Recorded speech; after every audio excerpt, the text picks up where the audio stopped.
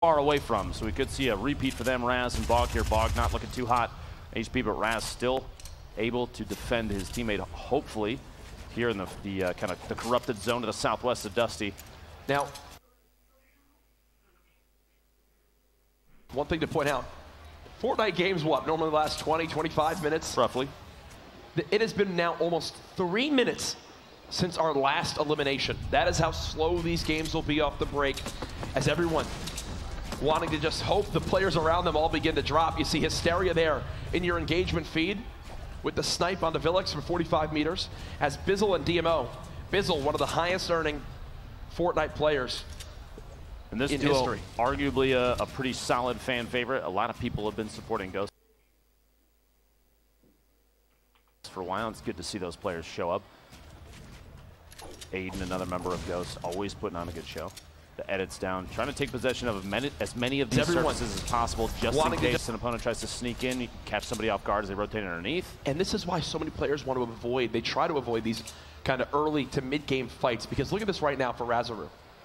No healing left, no other utility remaining, not many mats, less than 350 mats. If they get in a straight-up fight with these two, win or lose, I can tell you right now, based off of DMO and Bizzle's health, they don't have a hell of a lot either. So it's one of those things where it's like, hey, we get in that fight, and next thing you know, even if we win it, we're still sitting there going, wait, we have nothing to our name. Look at how little ammo they have for the assault rifle as well. Bizzle and DMO not in an ideal position at all. Oh, Vinny Zexro. Standouts from day one. Zexro, one of the most aggressive players we've seen so far here in the grand finals for the fall skirmish, taking shots. Literally, as I said, one of the most aggressive players, pushing up those ramps, building up. He's going to use the glider redeploy here in a second, get a top-down view as his teammate moves in at the same time. Vinny far underneath him. He's just looking for a top-down angle, and there's no risk here, because if that gets shot out like it is, he just pops the glider redeploy and flies in on his opponent.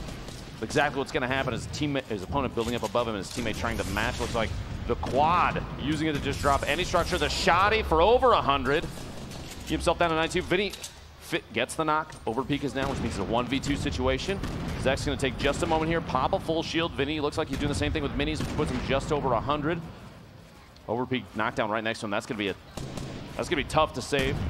Oh, teammate Dopai building up. Looks like he's getting shot from above potentially as well. Vinny and Zexro are in such a good spot right now, even though they're just outside the zone, but with so much HP and shield, they have an opportunity to take advantage of that. Kind of look at Vinny's ammo. Do a little bit of gatekeeping. Only 12 shots. Yeah. Medium is very low right now, and a body shot from a bolt action could spell defeat for him as well. Dopai's going to have to move very soon, waiting for the edge here, especially if he doesn't have any HP healing, like a medkit, bandages, anything like that. He's in a tough spot. Zexro's going to take advantage of that. He's just kind of waiting. That's why he waited the very last second to rotate, see if he can catch his opponent rotating. Then he gets that elim. Dopai actually goes down to Yo-Yo, keep it up, who is potentially the third party. Maybe not the bounce he intended there as he flies towards his opponent. He hits the crater. He's having to burn through all his materials, down to just 70 left. 6 builds, 5 builds, he's ramping up. Oh, he gets pyramided. He's stuck in the zone for the moment, down almost out of materials. And folks, actually now 5 seconds. This is going to be a $50,000 make it rain period right here. Here we go. Remember, during this time between zones 3 and 4, whoever earns the most eliminations, $50,000 will be earned. Keep an eye on that engagement feed. Who will win that huge sum of cash? Now, Jack, in a situation like this, you've played in events like this in the past. I think we both have, even today, the Stream Invitational. $50,000, is that going to make you play kind of out of position from, your normal strategic? That's a lot of money, Jack. It is a lot of money. I think the big thing with it is, they can try their best to keep track, but it's not really one of those like tangible things that you can say. For example, when you're going for just straight up eliminations to earn a point, you can say, hey, we're 1 elimination away. Let's really try to hunt down in third party one of these fights to get that last elim we need. In this, you're kind of just hoping other fights don't happen. You're trying to do all this addition in your head for these elims. I think you just have to play and keep it in the back of your mind like, hey, maybe we can get a couple extra during this, but if not, they can't let it change your game too much. Looks like Linane and Skash moved into tilted as Nick and Aiden are rotating away. And you see on the right side of your screen, Fuzzy 301 and Enigma already have 2 eliminations. If no elims happen during the time, it would carry over no matter what, which means now, if 2 teams do tie for the most eliminations in the next 4 minutes and 8 seconds, then it still carries over. But put another $10,000 on the Make It Rain bonus every time that thing grows. So style. Here we go, Fuzzy. His teammate Enigma is out, but 2 eliminations. The 2 of them looks like they may have. 6 players remaining in this game, and that's the entire zone on the top right of your screen. That's where we stand right now. 2v2 here. Sword, two members of Sword. Devious Frosty stuck up above. Having the top down on Aiden and Nick. Those stings. You're trying to use those kind of to try and root Nick out of the little structure he's built up in. Any of those ticks of damage, players are going to try and move away from it. And if they're used correctly, you can force opponents to make moves just the way you want them to.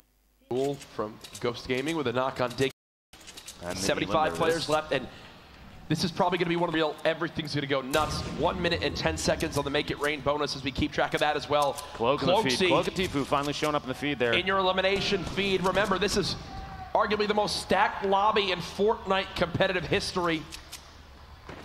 Here at the Fall Skirmish Finals, you wouldn't expect anything different as Devious and Frosty still on that high ground. Are they looking to use the new glider redeploy? The answer beat from Aiden and Nick Merckx. Lenane and Scratch on the top side of the map too, beginning to move, and there's Cloaksy and Tfue right in the heart of the zone, healthy as ever, looking to strike early in game number 1.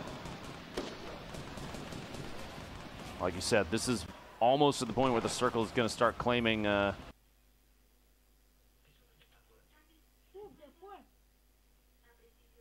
quite a few players every time Tfue and Cloak show up. A lot of love for FaZe. Again, to stress, for player integrity, skins have been randomized during all these matches. Oh no. Aiden and Nick, on the verge of elimination. Aiden just barely holding on, 5 HP, trying to defend against Zexro. They got 3 though. They did get 3, so Aiden and Nick Merckx officially on the board with a point. Might not be the ending they want, but you know what? They're on. They've got themselves 1. I know in the bottom right corner as Vinny gets eliminated there, it looks like they might have been teammates, but Vinny and Yo-Yo actually opponents basically in the same box next to each other. The number of teams now that are in line of sight of each other it's going to be insane. You have Funk Bomb, Nate Hill here. We cut across. They're just outside the zone. They're going to have to rotate northwest ever so gently, sharing the ammunition, this little base they built. Nate trying to go for a snipe shot, just watching for any team to rotate. Now's the time to do it too, because he doesn't have to, these two, they don't have to move very far. So if they're looking to build up some eliminations just for point's sake, this is a good time to do it. Hopefully they realize Payne, Vape Jesus, Marksman, and his teammate are all stacked above him on that hill. It's going to be a tough hill to move away from. Earlier we saw Bog and Raz actually, for a little while, had the most eliminations during the Make It Rain bonus at 3, but DMO and Bizzle caught him from above here. Just getting the knock on Bog.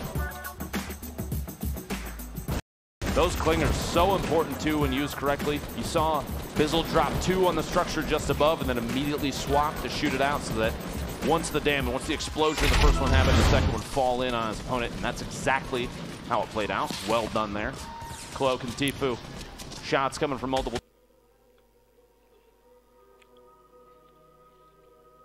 Reactions, hits the shot, and now Cloaksy's left by himself. But he had 2 Rift to goes. I feel like we've seen Cloak every game he's played so far, at least carrying 1. You see a team way up in the air over there. Hysteria's going to go for a shot here. The hunting rifle just looking for any sort of movement. Peek over the top. He's going to try and take a shot, and that team does know that he's there. Get out. Very quick peek there.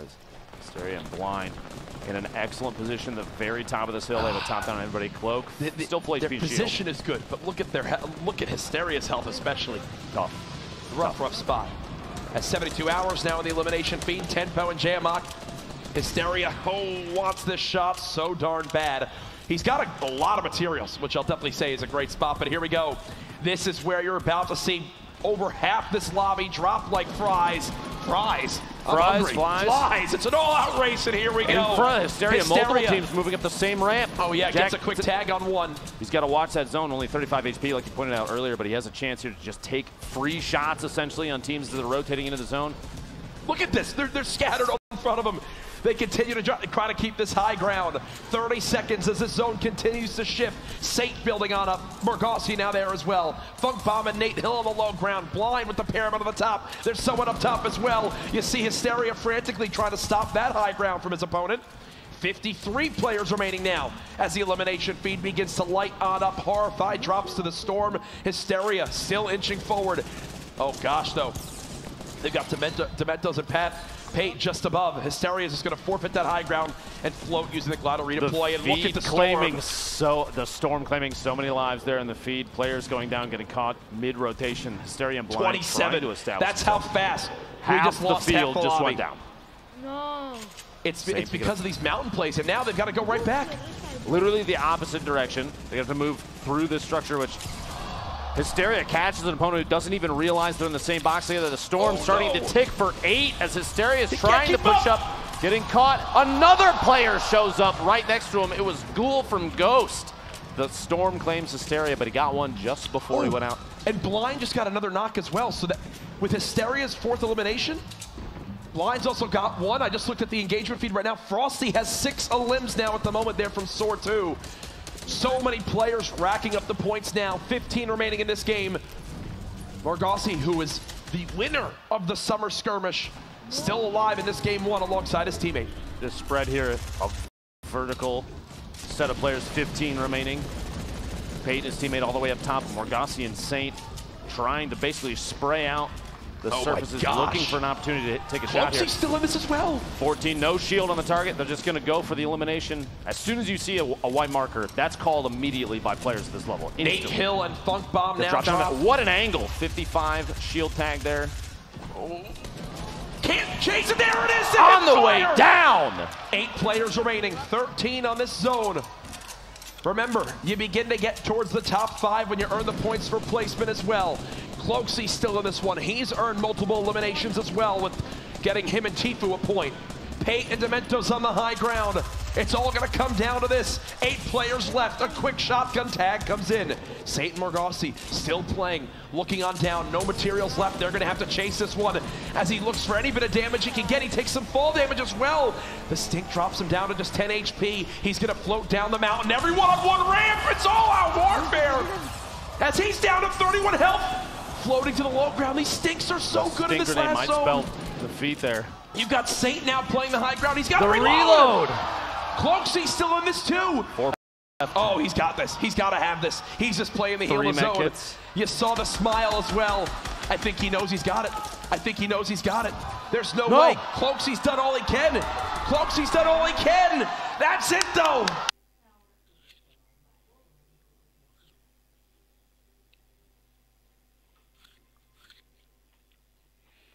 Make some noise! Pate with the heels. Well played. And just like that, they get it done. But you know what? Cloakzy's hyped by himself. The man goes all the way to top 2 with, I believe, he had like 5 limbs on us. Because I need some. I think we're ready though. I think 2. Are you ready for game 2, momentarily. You see our players there. I am ready. Difference, we got people using controllers, we've got people using mouse and keyboard. 6 games being played today. Game number 2 about to be underway. The Fortnite Fall Skirmish Grand Finals. We're having fun. Let's get it started, baby. The battle bus has launched. Game number 2 begins right now.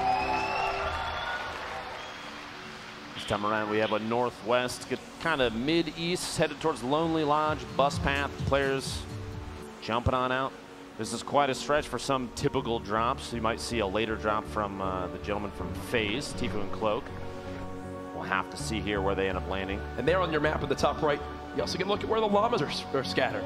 You got 2 very close next to each other there, one in Dusty and one to the southwest in that corrupted area. That one actually probably going to be pretty exposed. I'd almost bet you, though, the one in Dusty is in a tree. And up in Wailing Woods is so secure. Look at it. You always wonder how a llama gets in a tree. You made a paper